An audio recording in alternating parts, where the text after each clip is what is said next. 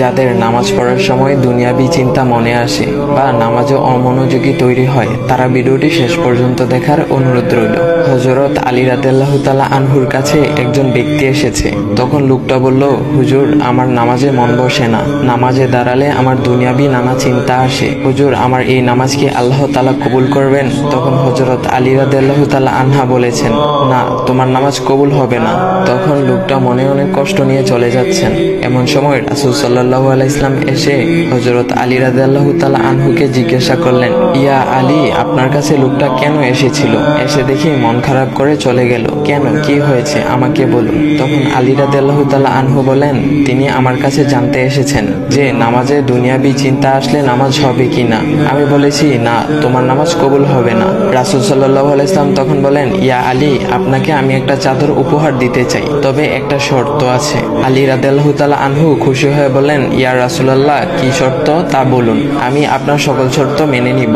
বুঝতেই তো পারছেন রাসূল সাল্লাল্লাহু আলাইহি ওয়াসাল্লামের চাদর বলে কথা। তখন রাসূল সাল্লাল্লাহু আলাইহি ওয়াসাল্লাম বললেন, ইয়া আলী, আপনি যদি এই মুহূর্তে 2 রাকাত নামাজ একনিষ্ঠভাবে পড়তে পারেন দুনিয়াবি সকল চিন্তা দূর করে, তাহলে আমি আপনাকে সেই চাদরটি উপহার দেব। আলী রাদিয়াল্লাহু তাআলা আনহু বলেন, এটা তো সাধারণ ব্যাপার। আলী রাদিয়াল্লাহু তাআলা আনহু তখন নামাজে দাঁড়িয়ে গেলেন আর তিনি নামাজ পড়তে শুরু করলেন। এমন সময় তার মনের মধ্যে শুধু ভাবনা চিন্তা আসতে শুরু করলো, আচ্ছা, আমাকে যে রাসূল সাল্লাল্লাহু আলাইহি ওয়াসাল্লাম যে চাদরটা দিবেন, সেটা কি ফাতিমার চাদর নাকি রাসূল সাল্লাল্লাহু আলাইহি ওয়াসাল্লামের? আচ্ছা, চাদরখানা দেখতে কেমন হবে? এই বিভিন্ন বিষয় নিয়ে ভাবতে লাগলেন। তিনি ভুলেই গেছেন যে দুনিয়াবি চিন্তা নামাজে আনতে রাসূল সাল্লাল্লাহু আলাইহি ওয়াসাল্লাম নিষেধ করেছেন। এর মধ্যে আলী রাদিয়াল্লাহু তাআলা আনহুর নামাজ পড়া শেষ। আলী রাদিয়াল্লাহু তাআলা নামাজ শেষ করে রাসূল সাল্লাল্লাহু আলাইহি ওয়াসাল্লামকে বলতেছেন, ইয়া রাসূলুল্লাহ, আমি আপনার শর্ত মেনেছি, এখন আমাকে চাদরখানা উপহার দেন। রাসূল সাল্লাল্লাহু আলাইহি ওয়াসাল্লাম বলেন, ইয়া আলী, আপনি কি একনিষ্ঠভাবে দুনিয়াবি চিন্তামুক্ত ছাড়া 2 রাকাত নামাজ পড়েছেন? তখন আলী রাদিয়াল্লাহু তাআলা আনহা মুচকি হেসে বললেন, না ইয়া রাসূলুল্লাহ, আমি আপনার চাদর নিয়ে অনেক কিছুই ভেবেছি।